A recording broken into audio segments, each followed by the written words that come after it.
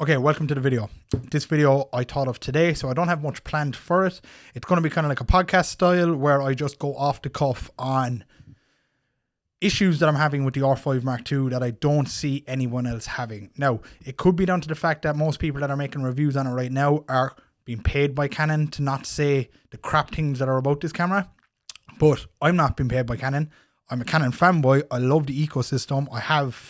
I've only been a Canon guy since I started in 2018. And this is the first camera that I bought, which is the Canon R5 Mark II, that I just don't like. To just give a bit of background information, I shoot bodybuilders. I'm a photographer 90% of the time, and I'm a videographer 10% of the time. I'm currently shooting on a C70 here, and I'm shooting on my R6 Mark II here, which is my favorite hybrid camera of all time, my R6 Mark II. And I previously owned the R5C and multiple other Canon cameras. Now, I sold my R5C to pick up the R5 Mark II. I did this so this could become my B camera to my C70 on video shoots and my A camera for photography, because I have used my R6 Mark II religiously since it more or less came out, and I love that camera. The R5C wasn't my favorite camera for photography. Obviously, it was a video focused camera first, and I'm 90% photography, so I wanted another photo first camera that does really, really good video. Now, the type of work that I do, it's a lot of studio photography. You can see it on my Instagram. I'll link it below. I'm not going to put up any B-rolls because I just want to get this video out there.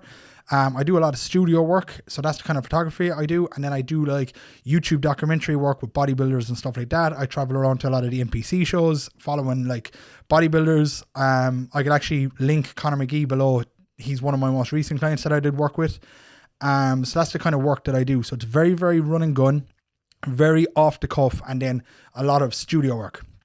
Now, as I said, I bought the R5 II because I wanted a new photo first camera and a very good video camera as a B camera for run and gun shoots, and as a B camera to my C70 when I just couldn't be arsed pulling out the C70. This camera should be ticking all those boxes, but it's not in certain situations. Situation that I want to talk about, number one, that no one else is talking about, is how crap the IBIS is. Now, I'm not on about the IBIS wobble. I'm on about just wanted to make sure I'm recording, because I want to give a big shout out to my girlfriend Becca, who helped me set up really, really quickly. Becca, say hi. Okay, back to the video. What I wanted to say first was the IBIS, not IBIS wobble, IBIS jitter. Now, when I say jitter, this isn't just like a little like we've been getting on all the R series so far. This is an actual like sensor movement that no one is talking about. Now, I've one B-roll clip that I took earlier because I was trying to fix the issue, because I really noticed it at today's shoot, and it's unusable. It's like the sensor is just shaking. The B-roll clip that I'm playing on the screen was shot at 50mm with just with the IBIS turned on, the way it's turned on at the side of the lens and all. It was shot at 50mm, not at 24, not at 15, at 50. And you can see the sensor shaking. What's that about? Now, I did bring it over to photo to see, is it a sensor problem or is there a problem? And it happens the smallest bit in photo, but it's really fucking bad on video. And when that happens in a clip, it's unusable. To me, that is unusable. And the client that's paying me, I cannot use that clip. Can this be sorted in a firmware update? Hopefully. At the moment, I'm in the mindset to just get rid of this camera. I'm going into my camera store, which I bought it off next week, and I'm going to see if I can bring it back or do something about it, because I know there's an R6 Mark III coming out. But what is the story with that IBIS wobble, and why is there nobody talking about it? Issue that I'm having, number two, that a lot of people have been talking about, now I have no B-roll because I just won't shoot in it, is the 4K 50 is potato. The thing shoots marshmallows. They have nerfed the 4K 50. It is absolutely terrible. Why does my R6 Mark II shoot better 4K 60 than the R5 Mark II? A brand new camera, C-Log2 AK sensor, can shoot AK 60 internally without anything else, but yet it shoots potato 4K 60. This is a huge issue that people need to talk about, because if we don't talk about it, sorry, a bit of a runny nose, but it's a one-take channel. If people don't talk about it, Canon won't make changes. We need to speak up about these issues that the camera companies are having. There should be 4K 60 in this. And you can talk to me all along about, oh my God, it's going to overheat. I don't care. Give me the option. Give me the option of both. There's no reason why we don't have the option of both. And I don't care about it overheating in 4K 60 because I don't shoot 4K 60 for 60 minutes straight. I shoot 4K 60 for like 30 seconds in an action shot. Then I stop it and it cools down and then I shoot 30 seconds later again. And that's what most people do. If you're shooting long form video like podcasts, you're shooting in 25 frames per second. The 4K 60 in this camera is absolutely marshmallow. It's potato. It's shooting marshmallows. It's nerfed. And people need to start speaking up about it, because if we keep licking Canon's arse, we're not going to get the changes that we want. We're paying $5,000 for a camera. My window's open. Sorry about that, car. If we're paying $5,000 for a camera, we deserve to have good quality video. And don't come at me in the comments now being like, oh my God, it's a photo camera. Yes, that does video. And if it's going to do video right. If it can shoot 8K 60, make it shoot 8K or 4K 50, 4K 60 on a downscale from the 8K. It's well able to do it. They just won't give it to us because we won't speak about the problems.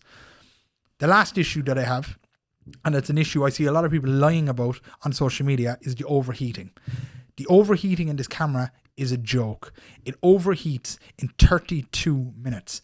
I was shooting a podcast last week. I'll see if I can get up a story, because I put up a story. I had to stop the podcast 32 minutes in the first client because this camera was about to explode. It was giving me all the warnings. It was flashing like a fire truck about to explode. Thankfully, we got through the shoot and we got it sorted. But 32 minutes at 4K fine, 25 frames per second is not what it's been advertised. And it's not what all these quote unquote Canon paid testers are telling you. They're just not telling you. 32 minutes is not good enough. I'm going to keep reverting back to my R6 Mark II here, because I've been using that camera religiously for the last 2 years. It's my favorite camera since the day I bought it. That does not overheat. I have shot a podcast for like an hour and 41 minutes with power plugged into the camera, IBIS off and autofocus on, but I pause it for 1 hour and 40 minutes. No issue. No issue whatsoever. But yet this potato right here can only shoot for 32 minutes before the thing absolutely explodes. And bear in mind here, I'm not living on South Beach, California or Miami. I'm living in Ireland and I was shooting it in the sticks of Kildare. It wasn't that hot. Yeah, it's just people, if you're looking at getting this camera, I'd wait a while, because it needs firmware updates and it needs a change fast. We should not be paying $5,000 in 2024, 2025 for a camera that shoots for 32 minutes before it overheats and explodes with incredibly terrible IBIS jitter. And I think I'm the first person to talk about this. If someone has a fix, tell me and I will make another video. But the IBIS jitter, which I'm going to show again on screen right now, is absolutely terrible. It just keeps shaking. I'm not going to be using this camera on a tripod all the time. I want to use it handheld, and it can't be used handheld because you move the slightest bit, the whole thing just goes brrrr. I could be coming across in this video as a bit annoyed. Am I coming across as annoyed, Becca? Small bit. I don't care because I'm not getting paid. I'm just giving the people what they need. But I am annoyed. When you drop 5 bags on a camera and it's your next step up and it's meant to be your daily shooter for the next year and a half, 2 years. I shoot every day. It's my full-time job. It's my full-time thing. It has been for the last 3.5 years. I'm in the studio most days of the week. I don't have a studio. I'm actually on the road, but I build studios where I'm at. And I'm putting these cameras through their paces. The R6 Mark II did an amazing job for me. Never once let me down. Since I bought this camera, I've just been like, what is that? Why can't I use that clip? Why is the 4K 60 potato? Anyway, if you want to have a discussion with me down in the comments, please do. I'm going to try and make this video as clickbaity as possible. It's probably going to be called the Canon R5 Mark II sucks, or is terrible, or something like that. But let's have a conversation. If you have fixes for what I'm doing, please let me know. But right now, man, I'm not happy with it. And I'm going to see what Canon CPS say. Maybe it's a fault of my camera. I'm not too sure. Can't find anything else online about it. But yeah, please, if you're going buying this camera, just know that the 4K 50 is potato. The IBIS jitters is just unusable. And I want to use IBIS. I used it in my R6 Mark II, which I'm looking at right now, and it was amazing. I want to use it again in this camera because that's how my workflow has adapted, because I've been using previous Canon cameras. If I want to do, you can, and actually, if you come at me, be like, oh, get a photo camera, or video camera, I have a C70 and I had an R5C. I use my C70 for my proper bigger budget videos, but I want this for my run and gun stuff when I'm in the gym with the boys, getting some content done where I need to be quick and snappy and not make people feel uncomfortable. That's why I got this camera. Now, I will end on a positive note because we always end videos on positives. When you do use this camera on a tripod in 4K fine C-Log 2, the image is beautiful. It is absolutely beautiful, which means this camera has potential. But just right now, it's just not there. And if you are a professional and you are telling people how amazing it is, stop lying to people. In the real world, this is not a good camera. It can be. The sensor can definitely handle what it needs to handle. But right now, there's way too many bugs, way too many issues, and right now I can't use it. I'm still using my R6 Mark II, and I'm still using my C70. Until this gets fixed up, I won't be trusting this out on the field when I'm doing professional jobs. I will use it probably in photography settings, but I bought it for photography mainly and video, and for video, it's just not cutting it. It is just not cutting it. $5,000. Is it worth it right now? I don't think so. Anyway, that's my first rant video.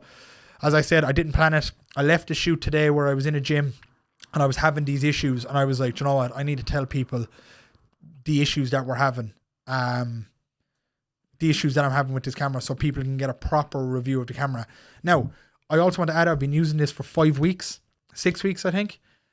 And I use it every single day. As I said, I'm full-time in this. I use it every single day, so it has been put through the works. I am a Canon guy since I started. I've never used any other brand of camera, and that's just my opinion on it. So anyway, like, comment, subscribe. The next video will be a bit more funny, but today this was a bit of a rant. It's a one-take video. Enjoy. Peace. What do you think? Yeah, you like that one? Bash.